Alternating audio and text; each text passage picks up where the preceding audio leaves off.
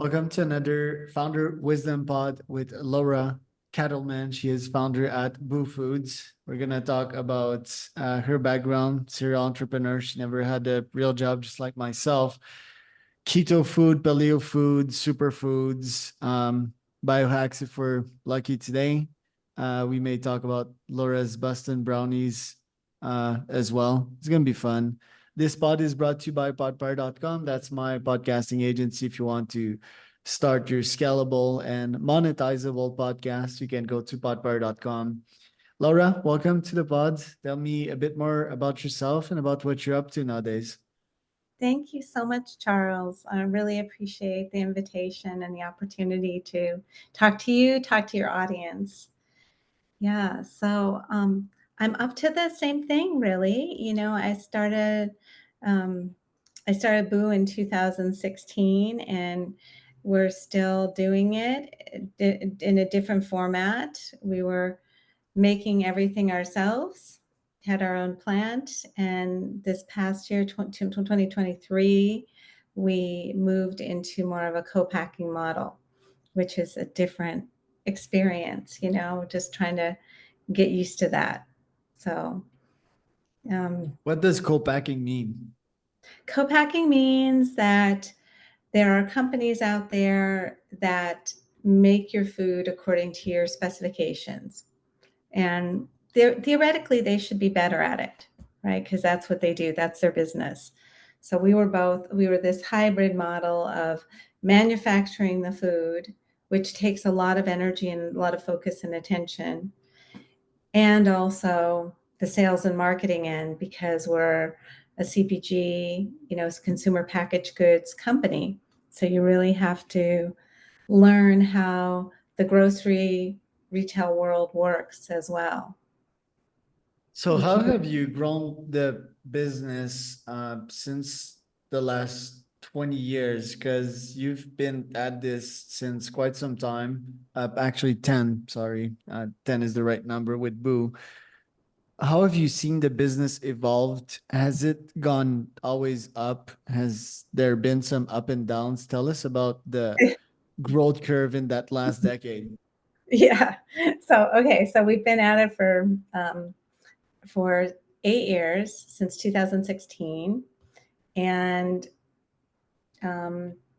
before that, I was more in the retail side of things. I had my own store in Boston, and it was decadent, really rich, ridiculously rich brownies, sugar, butter laden brownies, not health food at all. Then I had a problem I realized I was addicted to food, but particularly to sugar. So I personally stopped at cold turkey because it was easier for me that way, but I still wanted to have the party in the mouth experience. I still had a sweet tooth. So the challenge for me was, can I create really healthy food that still gives that party in the mouth experience, no compromise? So that's how I founded BHU. And I started off to kind of it was like a big thud. I decided to make bars, launch them into the marketplace, into the shelf stable marketplace, to chopping down the tree in the forest and made no impact. It's like, okay, nobody knows we're here. Nobody cares that we're here. Does anybody even care about organic bars? So it's like, okay, I'm bootstrapped. I don't have an investor. How do I get noticed in the marketplace? In the shelf stable, it's like 16 linear feet of bars, and we've got like this much frontage. So I decided, I started looking into the refrigerated section, big competition, smaller section, much easier to get noticed. In 2018, I launched the refrigerator. So we pivoted, launched the refrigerated bar, and it was kind of like the perfect storm. The keto trend was going up, refrigerated bars were getting noticed. So we immediately got traction, and started doing well. And at that point, we started doubling every year. So that's fine when you're small, but then when you start getting to a certain size and you're still doubling every year, it was kind of scary. honestly, it was everybody's like, it's going so great. And we're like, oh my gosh, we're like holding on to the back of a train for dear life. All of a sudden we outstripped the manufacturing. So we made our own chocolate chips. We made our own recipe for chocolate chips because we didn't like the stuff that was out there either had stevia or had sugar alcohols or sucralose, the low sugar versions. So we had to find a co-manufacturer to make them. And then when we grew so fast, they didn't. And so it's like, okay, we need to learn how to make our own chocolate chips. So it's like you're hiring 30 people in a week. Everybody's on the line trying to figure out how do we make chocolate chips. It was crazy. So I don't know if there's anything that can prepare you for that kind of thing. It was kind of insane. It was just, 100-hour weeks and craziness.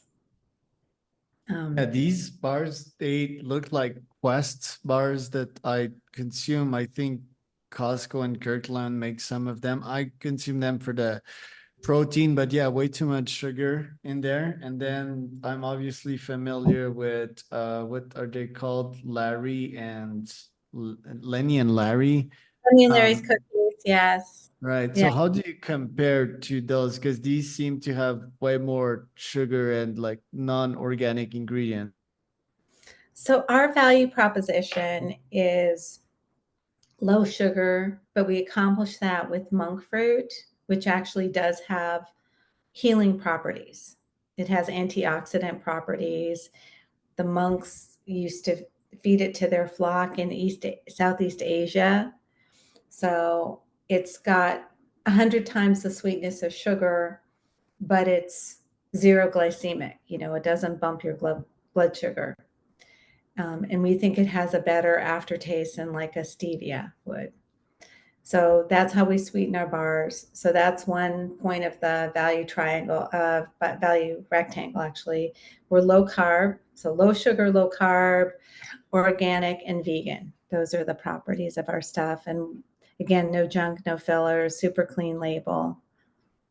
So if it doesn't have a functional value to the body, we don't put it in the bar.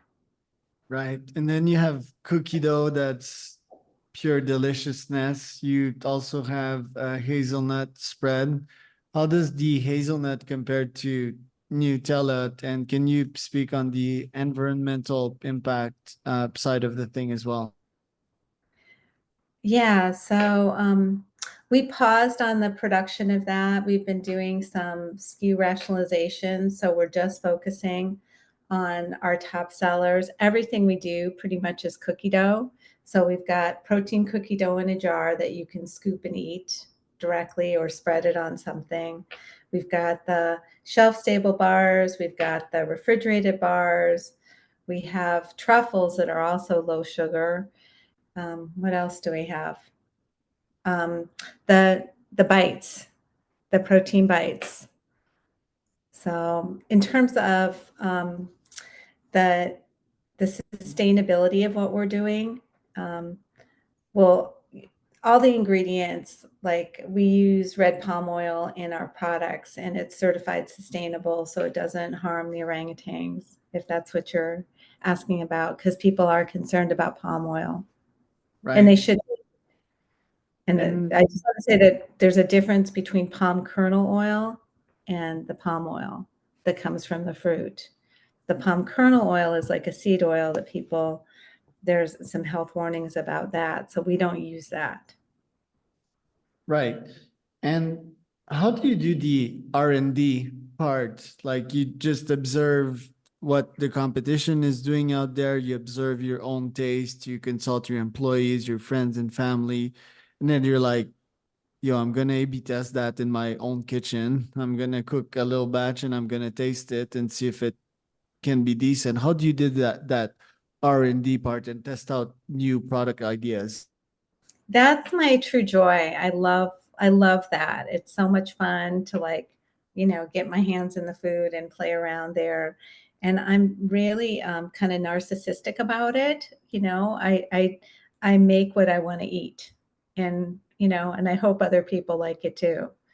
the refrigerated bars were, well, I had the idea of the protein cookie dough in a jar because I didn't see anything like that out there. And I always preferred when I was making cookies, it never made it to the oven. Let's just put it that way. I just ate the batter. So I thought that would be a cool product to have that in a jar. And then I thought, wow, if I could make that into a bar that would hold up as a bar, that would be a cool thing.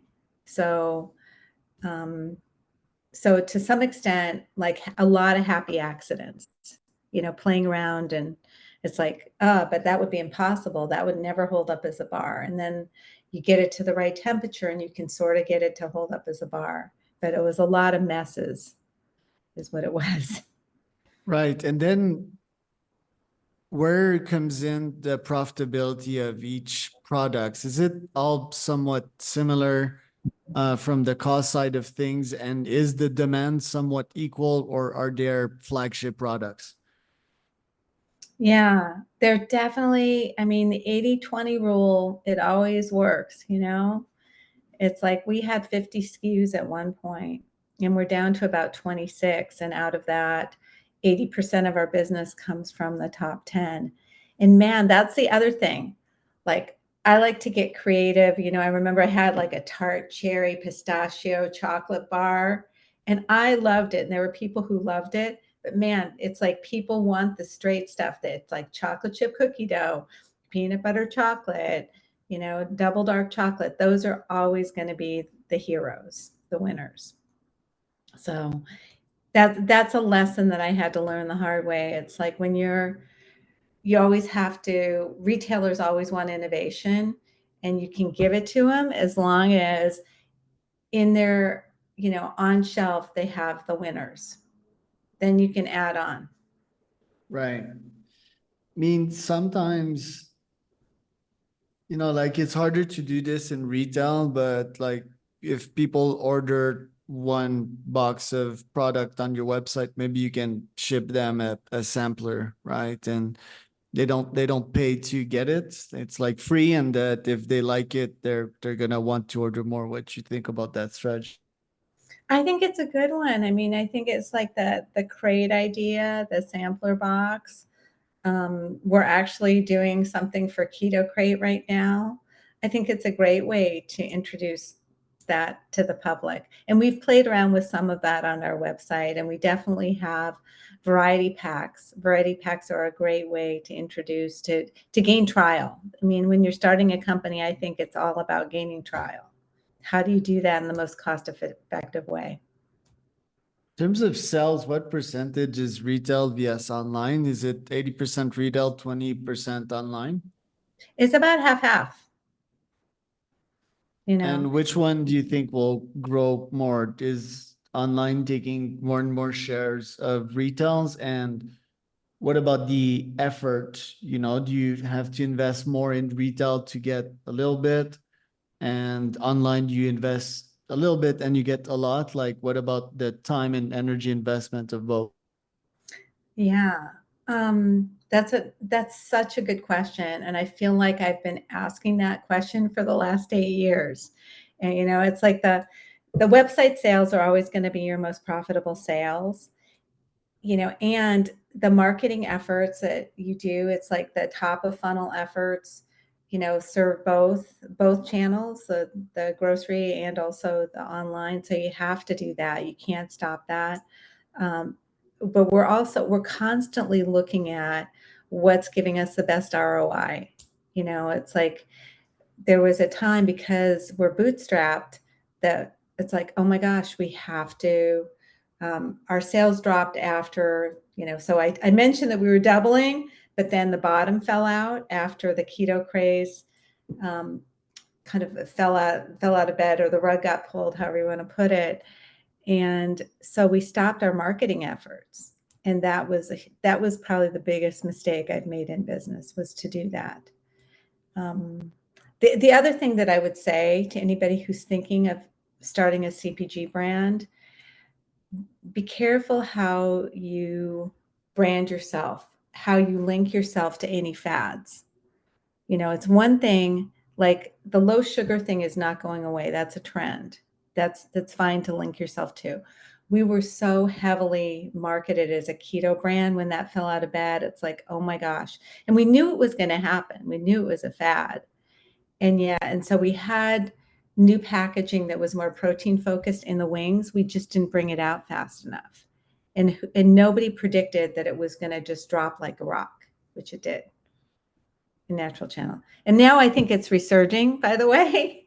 But it's like, if you think about it, like in history, low carb never really goes away. It was called the Atkins diet. It was called the South Beach diet. It was called the paleo diet, then keto diet. And so now it's keto Mediterranean or low carb vegan. But because if people want to, it's just the most effective way to lose weight, is low carb. It just always has been. Right.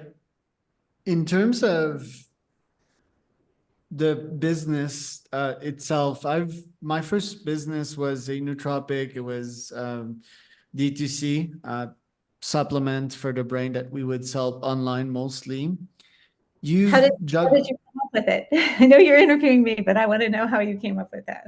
Yeah, I was a student back in the days. I was 20 years old and I would take a bunch of supplements for my brain to get better grade at school, to have higher mental performance. I also had bunch of businesses back in these days, and there was not like one supplement with all these nootropic inside. So we decided to create that, which was pretty bold and ambitious for two 20-year-old kids.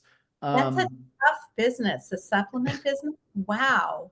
It was, yeah, we invested tons also in the formula to create the supplement because it was scientific. It was done by a professor and his PhD student in a lab.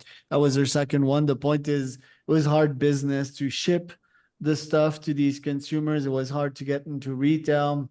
Some days we were in the green, some days we were in the red because we're invested in Facebook ads, Insta ads.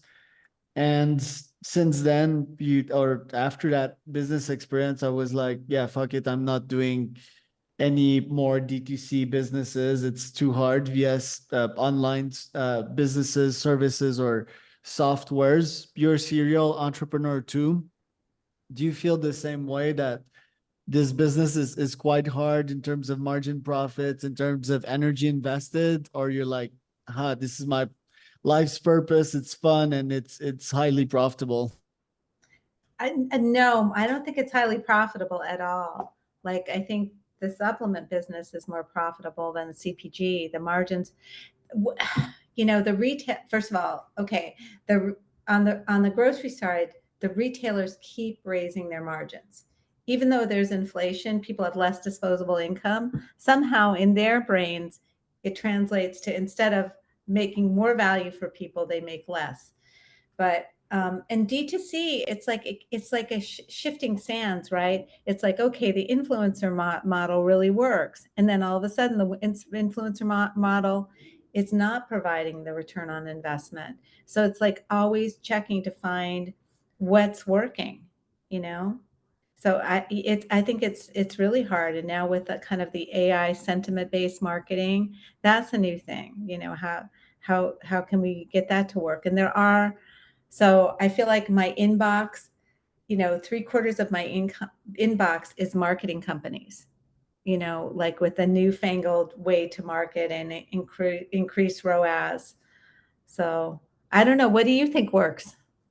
Well, I've had these agencies as clients, we do cold email for them. It's just like, what do they do differently than the others? It's hard because there's so many people in the market. One thing that I'm currently looking on your side that seems to be working, or at least the pinned video that I see with 7 million view, the Nutella comparison on TikTok, that seems to be working pretty fine. How did you get that much view, and did you get any sell from that? So that was the thing, you know, it's kind of like as an entrepreneur, there's so many plates to be spinning. And as a manufacturer, I would say there are a lot more, you know, and it's like machinery breaks and then, quality issues, all sorts of stuff. So we had this, and it's luck, these videos that hit. I mean, it's kind of natural that people would want an alternative to Nutella, and I think we'll get back to that product. But the video hit, we had a ton of orders, and then it was summertime, and the product didn't hold up in shipping in the summertime. So then we got all these terrible reviews, So we shipped, the products leaking out of the jar. It was literally a mess. Right. And So the oil separating sometimes. yeah. So, and yeah, Well, the lid kind of slides off. Also, the glue and these types of products as well. I think it's not solid enough for whatever reason. it's true. It's true. And because we were making a healthy version of Nutella, it was like 70% hazelnut. So it was an expensive product because you want it to taste like hazelnut. And I'm not a big fan of flavorings because they just don't have any nutritional value. So I try and reduce that. So I was trying to get the flavor to come from the hazelnuts so it would taste like Nutella. So I'm Right. still trying to figure that one out. Yeah, you'll figure it out that A/B testing, and I guess you can have these recipients sitting somewhere in a machine that would heat, over the course of 30 days and try to reproduce these conditions over time. Yeah. I think, like if I would have to redo it again, and I will do it again because it's like chip on my shoulder, right? Like I need to launch a successful D2C here in Oaxaca. It would probably be a mezcal with like some special bottles, and it would also be a luxury product because I think the margins are so small if you just do like common things. Would either be this or alibrijes, which is like these little wooden sculpture painted by the dots, that Uh-huh. is like light and I can ship it in parts, and some of these sell for 50,000 USD, Wow. depends. Yeah, they're quite expensive, but I would have to create the demand for that. I'd have to educate people. Obviously, I'm biased nowadays. I'm in cold email, so I think one, I'd reach out to influencers and make like a very cool and special program because a bunch of these are non-responsive or charge a fortune. Then I'd Yeah. How do you find the good ones? That's the thing. Yeah, well, in my case, I've acquired an expertise in B2B, so I wouldn't go for B2C ones. For example, the mezcal, I would retail it, or I would try to find B2B influencers, like CEOs and people that do lots of business, not like the business to consumer, Jake Paul type of influencer. I think I would go that way. Then I would do the same in mass email retail and have a special offer, special program. Because nowadays, if you just offer the same stuff to everyone, people just skip these emails. It's like, oh, it's just another email, just like you skip the ROAS emails you receive every day.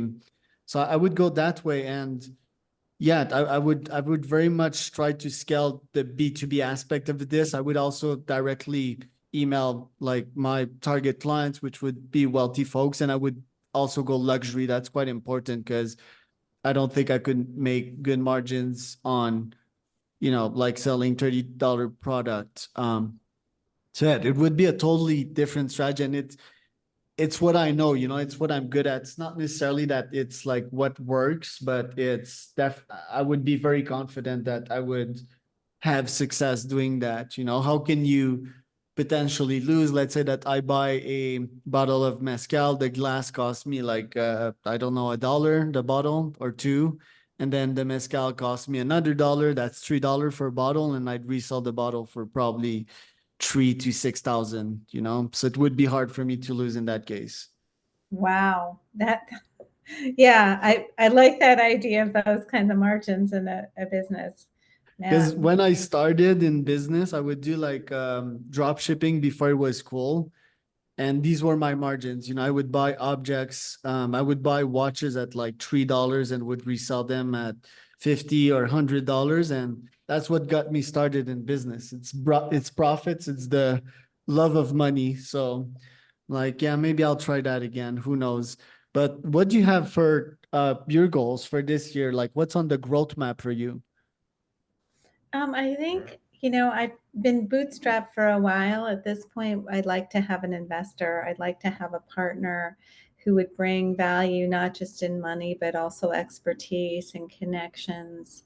Because there's a lot of distribution that we're missing. You know, I think there's a lot of opportunities for our types of products in Asia. So I'd like to move into that market as well. But also, you know, we're not in the sports nutrition. We're not in food service. We're not in airports yet. There's a lot of opportunities just in the U.S. that we're missing too. I But I have think, yeah. I have one question for you, an idea that I had because my brain was like, you know, Olipop. So I spoke to, by the way, I would connect you with that VC. He invests in like top brands like Olipop. Mhm. And Olipop, they're this drink, this sparkling drink, and they're prebiotic. They're also full of adaptogens. So my brain was like, why don't you have like a pre or probiotic aspect to the bars and or like a nootropic or adaptogen aspect to it? Do you feel that adding all of this into one bar would have you potentially lose out customers? What's your I, philosophy on that? I think it would be great to have a line of that. I would love to do that. You know, our focus has been on just transitioning.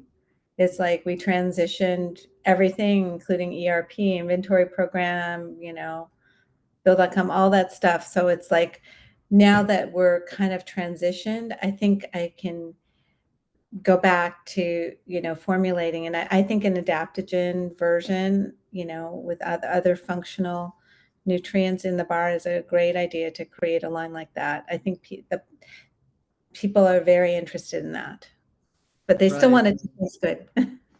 Yeah, I'd be interested like to do like a quick market research of like how much more people are interested in digestion. My suspicion is that people are way more interested in digestion because yeah, digestion is health, it's energy, it's also cognitive capabilities. It seems to me, and one of the reason why I shut the doors behind the nootropic was that people were not really interested in having better brains, you know, like only high performers. And even now to this day, among CEOs, there's like 1% that are interested in their brain health and understand that if they can have a better memory, better cognition, better reasoning, they can earn like 5, 10, 25% more, you know.